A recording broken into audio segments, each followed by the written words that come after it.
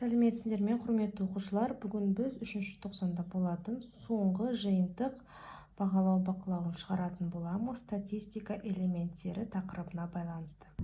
Яғни бұл жақта гистограмма тұрғызу, жинақталған жиілік, дисперсия, стандартты ауытқу деген тақырыптар қозғалатын болады. Бірінші тапсырма: кестедегі мектептегі оқушылардың жастары туралы мәлімет берілген. Кестені пайдаланып мәліметтерді гистограммамен беріңіз дейді. Гистограмма тұрғызуды мен сіздерге алдыңғы сабақта түсіндірген болатынмын. Сол сабақты бір қарап шығыңыздар. Енді осы есепті шығарайық.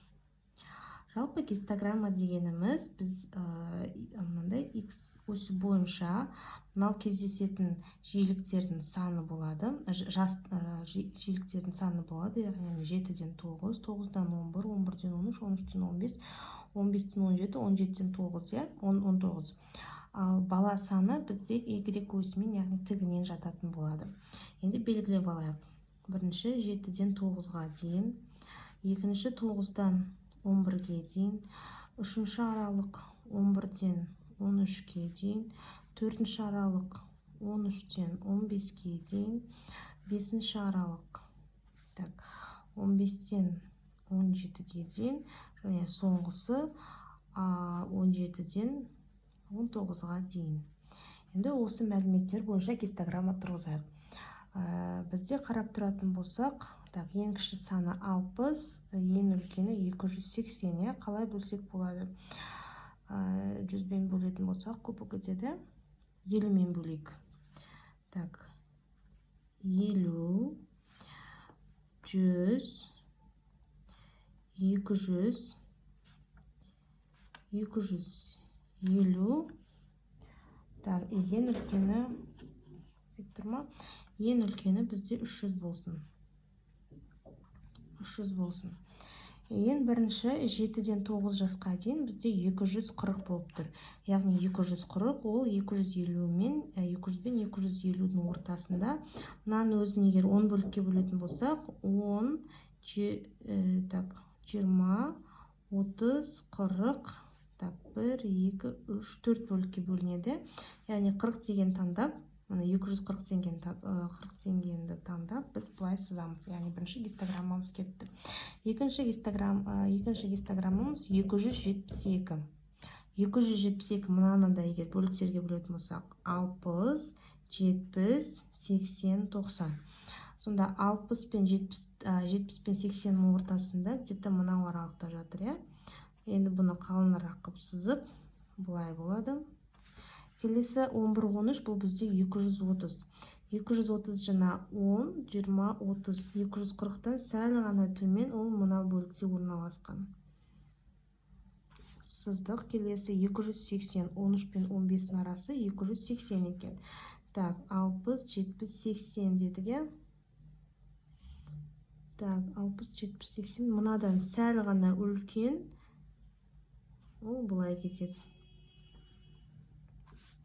15-тен 17, 220, 10, 20, мұнау аралық. Сіздер сызғышпен, карандашпен дұрыстап сызыңыздар. 17-ден 19-ға дейін бұл 60. 60-ымыз бізде 60, 70, 80, 90 болатын болса, яғни мұнау аралық. Міне осымен бірінші есебіміз болды. Келесі екінші есеп жинақталған жиілік тақырыбына байланысты. Есептің берілгені: супермаркетта 60 сатып алушының кезекте тұрып күту ұзақтықтары зерттелді. Төмендегі күту ұзақтықтары кестесін толтырыңыз дейді. Яғни күту ұзақтығы секундпен, жиілік және жинақталған жиілік.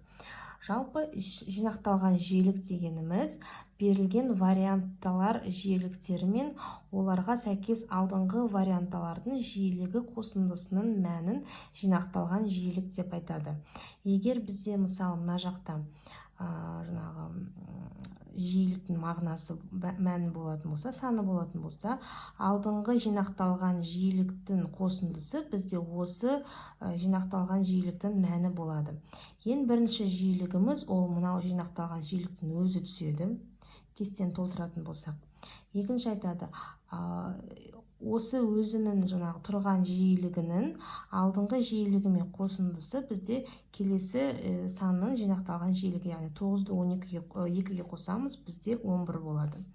Енді мынау санды табу үшін біз яғни 21-ден азайтуымыз керек 11-ді, иә? Сонда бізде 10 болады. Келесін табу үшін, мынаны табу үшін 39-дан азайтуымыз керек 21-ді. Ол бізде 18 болады. Енді соңғы жинақталған жиілікті табуымыз үшін 26-ға қосуымыз керек 39-ды. Ол бізде қанша? 65 болады. Яғни осымен екінші есебіміз аяқталды. Енді үшінші есеп. Үшінші есеп 20-шы кестеде 20 күнде сабаққа келмеген оқушылардың саны көрсетілген деді. Келмеген оқушылардың саны міне, күндердің саны міне. Егер стандартты ауытқу 1,5-нан кіші болса, онда қалыпты жағдай болып саналады. Кестеде берілгендерді пайдаланып, бірінші дисперсияны анықта дейді. Бірінші дисперсия бізде мына формуламен белгіленеді, яғни dx тең x-тің квадраты азайтылған x-тің квадраты. Бұл жақтағы x-тің мына жақтағы x-тің квадрат, ол бізде кездейсоқ шама мәннің квадратын оның жиілігіне көбейткендегі көбейтінділердің арифметикалық ортасы болып келеді. Ал мынау x квадрат бізде ол кездейсоқ шаманың орта мәнінің квадраты болып келеді. Яғни бізде мынау бірінші тұрған санымыз осы келмеген оқушылардың санының квадраттарының оның жиілігіне көбейтіп, және де жалпы мәннің бөлінісіне тең болады.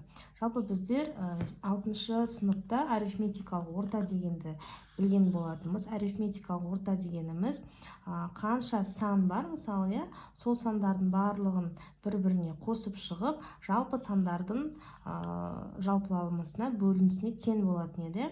Ал мына жақтағы x квадрат дегеніміз осылардың келмеген оқушылардың санының квадраттарының қосындысын жалпы санына жиіліктердің санына бөлгенге тең. Және бізде жиіліктердің саны бұл күндердің саны болып тұр. Ал мыналар бізде келмеген оқушылардың саны болып тұр. Енді есебімізді шығарайық. Бірінші арифметикалық ортаны анықтап алайық.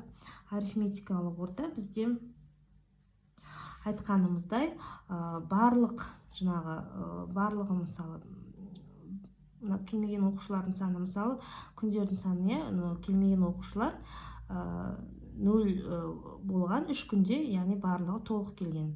5 күнде 1 оқушы келмей отырған. Мына жақта 5 күнде 2 оқушы келмей отырған. 4 күнде 3 оқушы, 2 күнде 4 оқушы, 1 күнде 5 оқушы келмей отырған. Және де 20 күн барлығы болған. Сонда 0-ді 3-ге көбейтеміз, қосамыз, 5-ті 1-ге көбейтеміз, қосамыз, 5-ті 2-ге көбейтеміз, қосамыз, 4-ті 3-ге көбейтеміз, қосамыз, 2-ні 4-ге көбейтеміз, қосамыз, 1-ді 5-ге көбейтеміз, және осының барлығын біз күндердің санына бөлеміз. Күндердің саны бізде 20. Тең болады. Так, мына жақта 0, 5, жазып шығасыларға, 10, 12, 8, 5. Бөлеміз 20-ға. Тең 10, 20, мына екеуі 20, 40. 40-ты 20-ға бөлетін болсақ, бұл 2. Енді келесі осылардың ауытқуының орта мәнін анықтайық. Біз ең бірінші келмеген оқушылардың санын квадраттап аламыз. Мысалы, мына 1-дің квадраты бізде 1, көрініп тұр ма? 1-дің квадраты 1, 2-нің квадраты бізде 4, 3-тің квадраты бізде 9, 4-тің квадраты 16, 5-тің квадраты 25. Енді дәл жаңағыдай істейміз. 0-дің квадраты 0. Дәл жаңағыдай, бірақта енді мына осы квадраттарына күндердің санын көбейтіп шығамыз. 0 көбейтілген 3, қосылған 5 көбейтілген 1, қосылған 5 көбейтілген 4, қосылған 4 көбейтілген 9, қосылған 2 көбейтілген 16, қосылған 1 көбейтілген 25, бөлінген 20. Бұны да есептеп шығайық. 0, мынау 5, 20, 36, так, 32, 25. Бөлеміз 20-ға. Тең болады. Осының барлығын есептеп шықсақ, бізде 6,5 деген сан шығады. 6,5 деген шығады. Енді осы есебіміздің дисперсиясын анықтайтын болсақ, осы ауытқудың орта мәнін жаңағы арифметикалық орта мәнінен айырып тастаймыз. Сонда 6,05 азайтылып 2-ның квадраты, Так, 2-ның квадраты. Сонда бізде мынаның квадратын уже тауып алдық. 6,5 арифметикалық ортаның квадраты 2-ның квадраты, ол 4 болады. Сонда 6,5-тен 4-ті азайтсақ, бізде жауабы 2,5 болады. Енді келесі, дисперсияны анықтадық. Екіншісі стандартты ауытқуды анықтаймыз. Стандартты ауытқу біз жаңағы анықтаған дисперсияның түбір астысы болып келеді. Ол бізде мынандай сигма әріпімен белгіленеді. Сигма әріпі, яғни түбір асты дисперсия. Д-ның мәні dx. Яғни 2,5-ті біз түбір астынан шығарсақ, ол бізде жуықтап алғанымызда 1,43 деген сан шығады. Енді сұрап тұр, кестедегі берілген жағдай қалыпты бола ма деп. Бізде жалпы басындағы берілгенде стандартты ауытқу 1,5-тен кіші болса, онда ол қалыпты жағдай болып саналады дейді. Яғни 1,43 бізде 1,5-тен кіші, яғни бұл жағдай қалыпты. Ал балалар, осымен есебіміз аяқталды.